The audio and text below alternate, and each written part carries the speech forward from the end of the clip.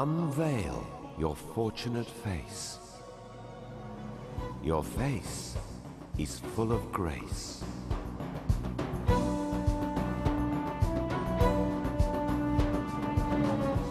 Beyond the gate of time lies a civilization with 7,000 years of celebrated heritage.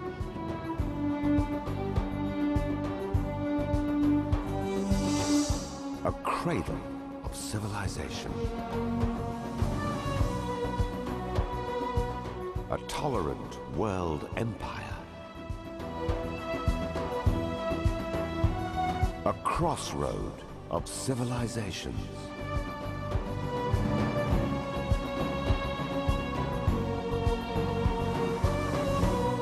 A world of artistic forms and shapes.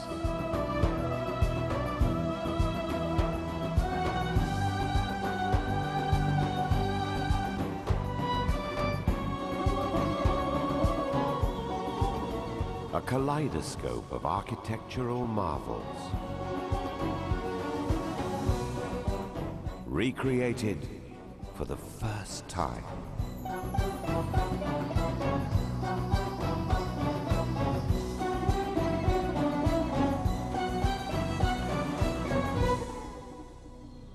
Iran, 7 faces of a civilization.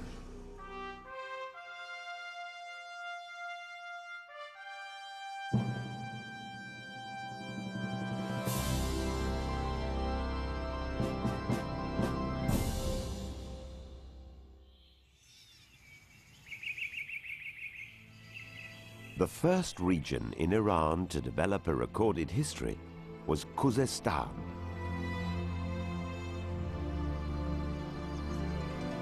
It bordered Mesopotamia and was the abode for one of the earliest civilizations on the globe.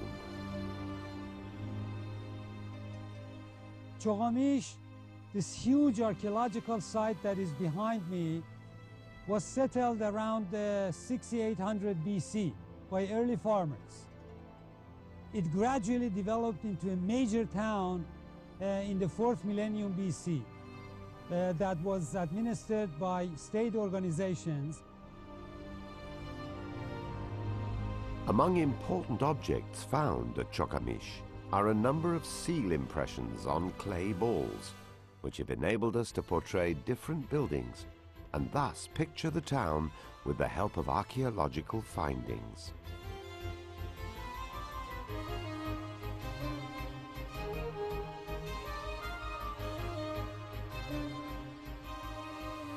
The city was designed in such a way that administrative quarters and residential quarters and workshop quarters were all separated.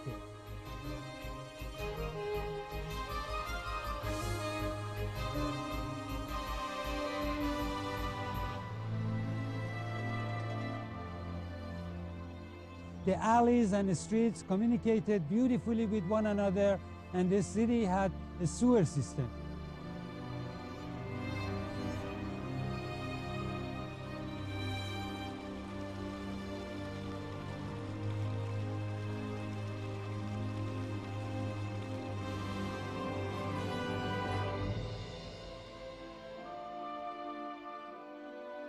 The largest population center in lowland Khuzestan was, however, Susa. Here, the earliest steps towards urbanization, the second great revolution in human culture, were taken by the Elamites. In my opinion, this extraordinary land, Susa, was the origin of a phenomenon in the world which we call the urban revolution. The Sumerians and Elamites had taken the fateful steps towards establishing civilization, while the rest of the world was still in the prehistoric era. Elam stretched from Anshan to Susa, from present-day Fars to Khuzestan.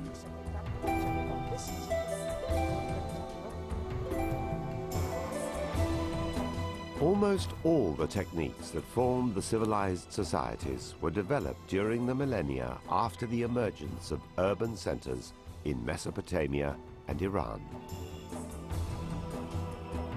architectural innovations,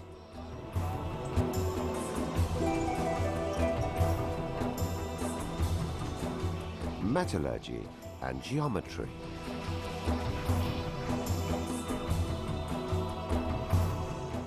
invention of wheel,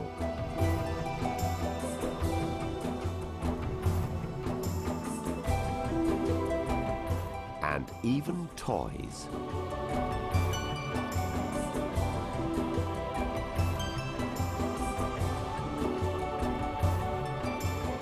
And finally, abundant, intricate pottery with beautiful designs.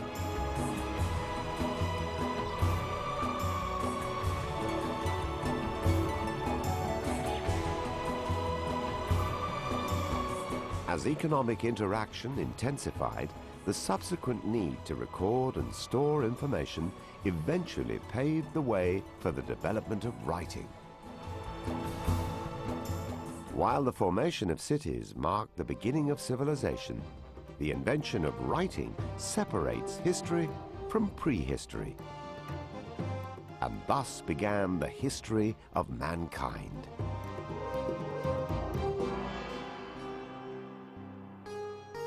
Ilam, in the period between the 13th to 12th centuries BC, under its most powerful king, Untash-Napirisha, reached its zenith.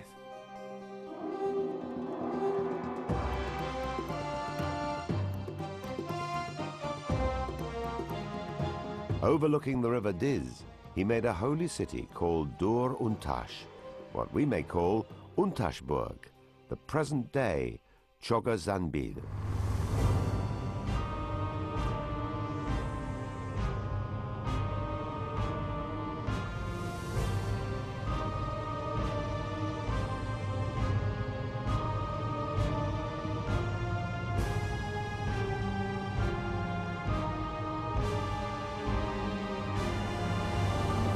A glorious ziggurat of 100 by 100 meters occupies the center of this royal and religious city. It consisted of 5 stages with a total height of more than 50 meters.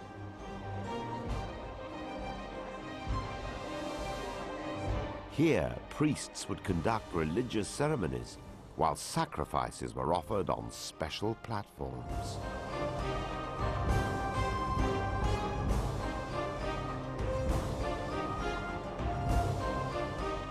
The importance of women in the Elamite society is indicated by this unique and monumental life-size statue of the Elamite queen Napirasu, the spouse of Untash-Napirisha.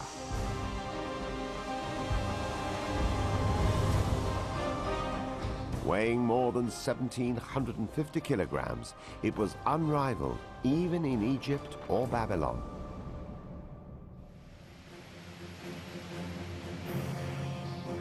Sculpture and metallurgy were advanced to a new height in the first millennium BC by the incoming tribes who had just established themselves in the Zagros Mountains in Luristan.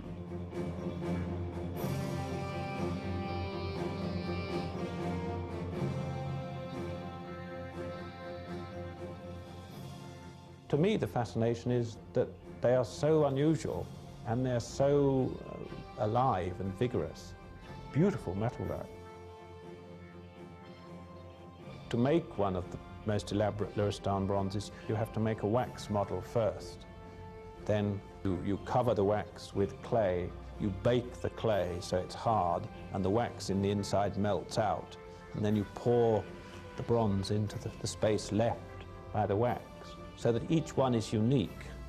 You can only do it once.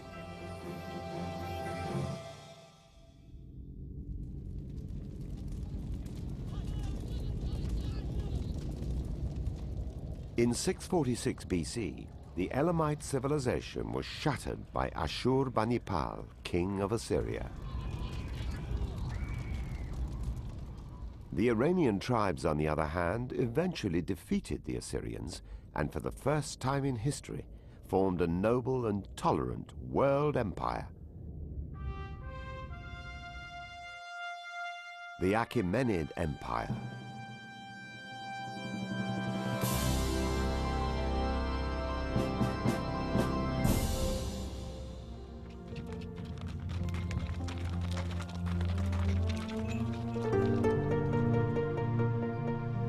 The best-known representatives of the Iranian tribes who had migrated and settled on the Iranian plateau were the Medes and the Persians, speaking an Indo-European language ancestral to modern Persian.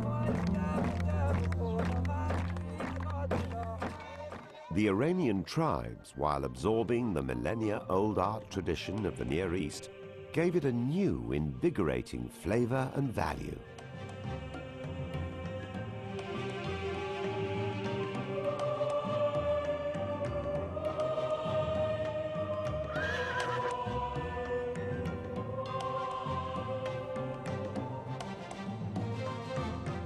This could be seen in the findings from the sites in Malik, Hasanlu, and Ziviyer in present-day Gilan, Azerbaijan, and Kurdistan.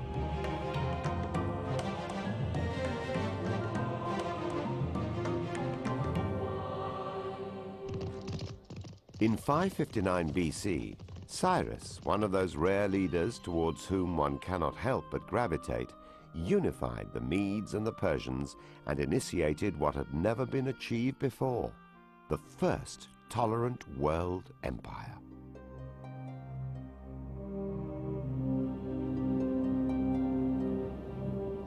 The greatest symbol of Persian tolerance is evident in the Cyrus cylinder, an inscription found in 1879 at Babylon, sometimes referred to as the Cyrus Bill of Human Rights.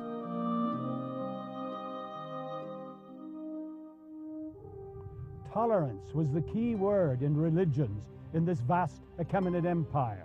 We all know how Cyrus freed the Jews from captivity in Babylonia so they could return to their homelands in Palestine. But this was not the only case. It happened later in the time of Ezra and Nehemiah as officers of the king who came back to Jerusalem to rebuild the temple. They did the same thing in Egypt and in Babylonia and among the Greeks of Asia Minor. In fact, they are the first example of international religious freedom that we find in the history of mankind.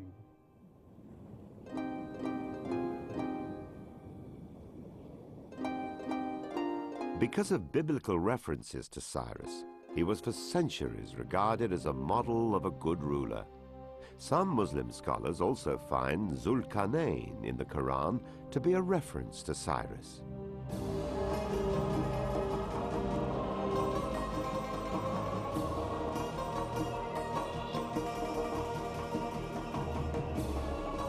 In celebration of his victories, Cyrus elected an elaborate royal park in his capital city, Pasargadae, which became the model for Persian gardens.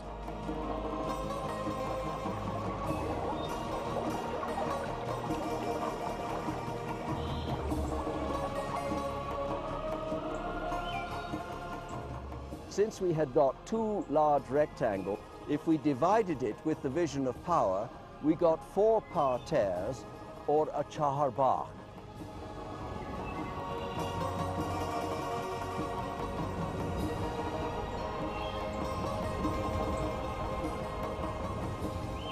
This is one of those very important Persian discoveries in design which the world has taken as a model and was taken eventually to India and to Spain.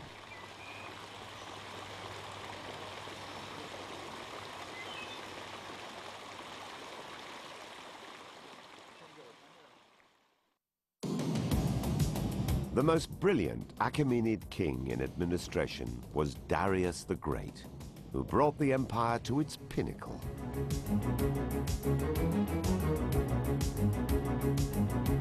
In Egypt, he built a canal between the Red Sea and the Nile, anticipating the modern Suez Canal.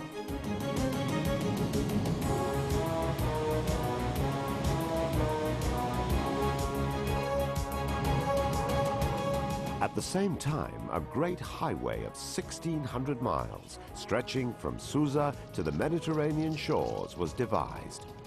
Using this road, an efficient courier service, a forerunner of the Pony Express, was introduced. To regulate the social and economic life of the empire, taxes were systemized and weights, measures and monetary units standardized to simplify commercial exchange.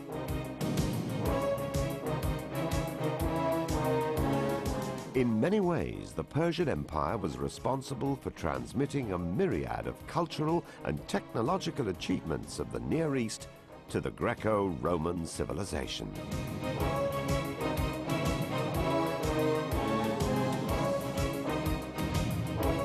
Darius the Great, whom Plato has praised as the lawgiver, established a code of law known as the Ordinance of Good Regulations, which were carried into all distant lands.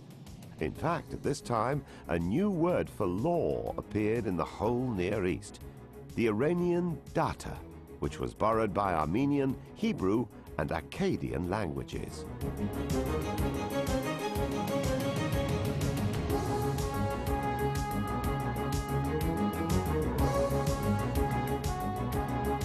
This papyrus from Egypt bears a legal text under Pharaoh Darius, and this clay tablet is a contract for leasing of a house in the 5th year of Darius the Great's reign.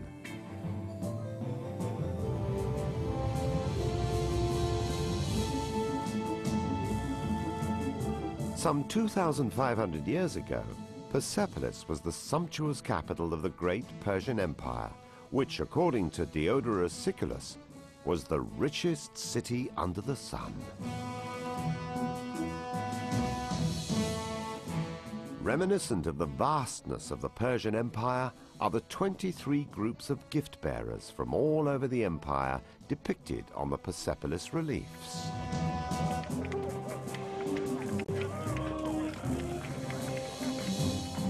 Here, the dignitaries from all over the empire gathered for New Year's celebrations.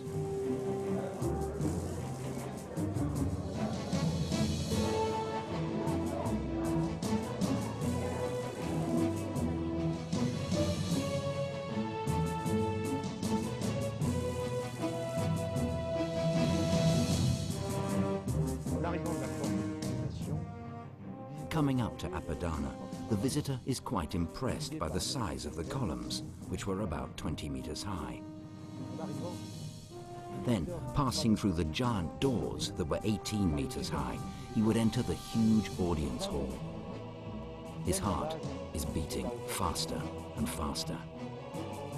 He can see a forest of columns, the multicolored carpets on the floor, a huge ornamented roof,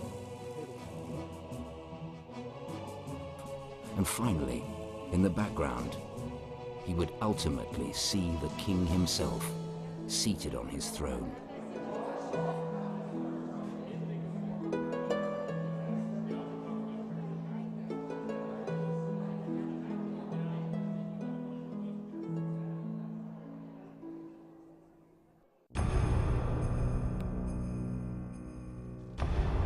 Unfortunately, in 330 BC, in an act of vandalism, Persepolis was destroyed by the fire kindled by Alexander and his Macedonian army.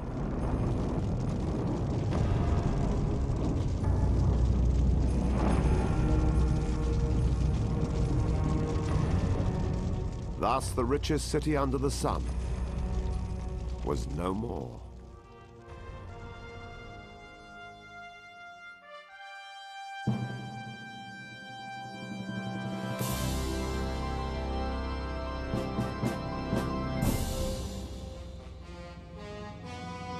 Only 7 years after the fall of Persepolis, Alexander died.